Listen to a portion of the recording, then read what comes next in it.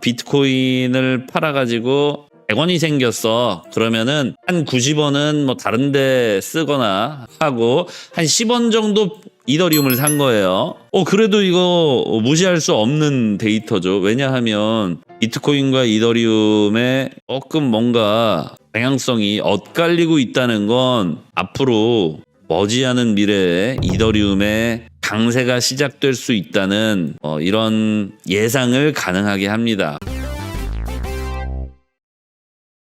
네, 안녕하십니까 부자 형님 누님들 반갑습니다.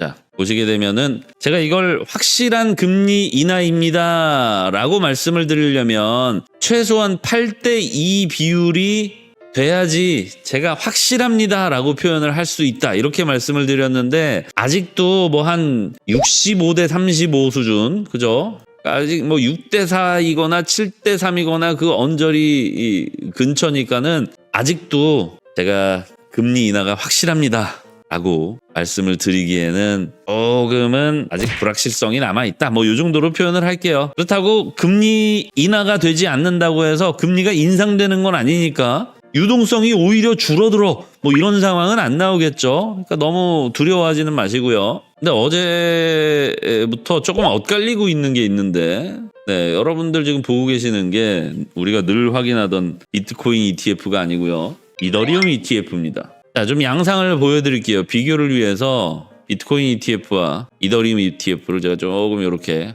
교차를 시키겠습니다. 비트코인, 이더리움, 비트코인, 이더리움, 비트코인, 이더리움, 비트코인, 이더리움. 뭔가 느껴지시는 게 있죠? 어느 부분을 보셔야 되냐면은 어제 그제 비트코인에선 순유출이 있었잖아요. 근데 이더리움에는 순유입이 있었습니다. 물론 뭐 비율상으로는 비트코인을 팔아가지고 100원이 생겼어. 그러면은 한 90원은 뭐 다른 데 쓰거나 하고 한 10원 정도 이더리움을 산 거예요.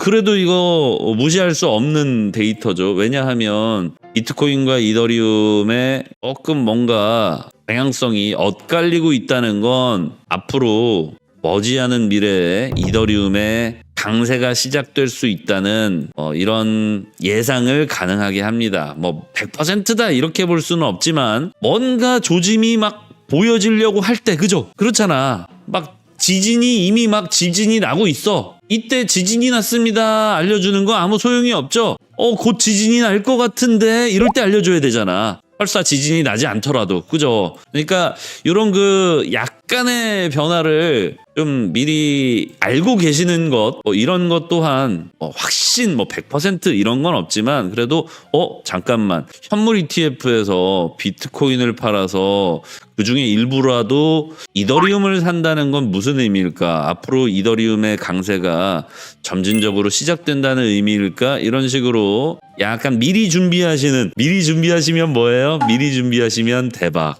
근데 미리 준비 못하면 고점 잡거나 얼마 못 먹거나 이렇잖아요. 그러니까 이런 작은 변화라도 놓치지 마시고 우리 쩔코 동생과 함께 한번 찾아내 보자고요. 앞으로도 꾸준히. 그 밖에 알트 인덱스 많이 올라왔죠. 지금 알트 인덱스도 사실은 이게 이제 수집 주기와 인덱스에 따라서 약간의 오차 범위가 있지만 지금 오차 범위가 좀 많이 벌어졌어요. 알트 인덱스가 49에서 59 수준으로 추정이 됩니다. 그럼 중간값은 어디일까요? 54잖아. 그죠? 더해서 나누면. 그러니까 알트 인덱스가 54를 기준으로 보면 지금은 이미 풀매수 구간 그리고 매수 구간을 모두 지나쳐서 이제는 매도 구간의 초입, 아직 매도하시라는 말씀을 드리는 건 아니고 이제 75까지는 최소한 기다리셔야겠죠? 그리고 75가 됐다고 해서 파는 게 아니라 물론 각각 알트들이 갖고 있는 호재나 악재 이런 것들을 좀 살펴보시면서 가급적이면 인덱스 75 이상 100에 가까운 수치에 붙여서 매도를 계획하시면 되겠습니다. 그러면 지금 현재는 뭐야? 54니까 이제 약간 허리춤 넘어왔단 얘기죠. 허리춤 정도, 배꼽 살짝 아래, 단전 요런 느낌? 어떤 느낌인지 이 투자를 하실 때는 이런 뭐라고 할까요? 정의할 수는 없지만 허리, 안전 이런 거를 사실 투자에 써먹는 것 자체가 좀 말이 안 되는데 이 시장을 바라보시는 여러분들의 그 느낌은 조금 유지하시는 게 좋아요. 그래야 이게 연속성이 생기거든요. 아, 어제 허리쯤이었으니까 한 3개월쯤 뒤면은 뭐 한 가슴쯤 올라오지 않을까? 뭐 이렇게 나름의 어떤 그 상상 훈련을 계속 해 보시다 보면 최고점에서 팔 수 있다. 뭐 이렇다기보다는 적어도 최고점 근처에서 지금이 최고점 근처다. 즉 여기가 정상 꼭대기 먼지 하나까지 올라서서 여기가 진짜 거기인지 크리스마스 별 다는 거기인지 이거는 알 수 없지만 그래도 요 근처에다가 별을 달아야 될 것 같은데 요런 느낌은 가질 수 있다는 얘기죠. 그죠? 갑자기 별을 왜 달아? 네. We wish you a merry Christmas.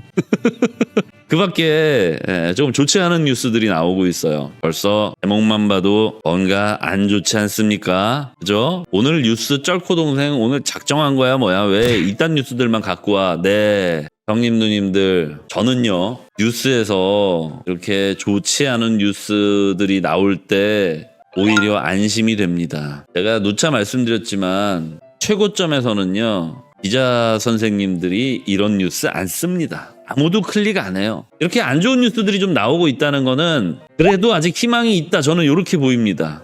일반적으로 고점에서는 뭐 실패 후 불안감 커져 이딴 뉴스 나오지도 않아요. 아무도 클릭하지도 않습니다. 21년 불장을 겪어보신 분들은 아마 기억하실 텐데 이때 당시에 뉴스를 100개든 뭐 200개든 찾아보면은 안 좋은 뉴스는 한두 개 정도인데 그것마저도 클릭률이 낮아서 쫙 뒷순위로 후순위로 밀려있고 나머지 거의 뭐 99.9%의 뉴스들은 전부 다 비트코인 1억 초읽기, 비트코인 1억 코앞, 10억 전망도, 최소 2억은 간다 뭐 이런 얘기들 정말 많이 나왔습니다. 그죠? 이때 아직 시세가 상방을 돌파하기 전이었는데 안 좋은 뉴스들이 계속 시장에 흘러나오고 있었다면 저는 조금 더 희망을 가져봤을지도 몰라요. 그런데 거의 뭐 뉴스를 보고 투자를 결정한다 이런 건 아니지만은 안 좋은 뉴스들이 나오고 있는 거. 물론 이런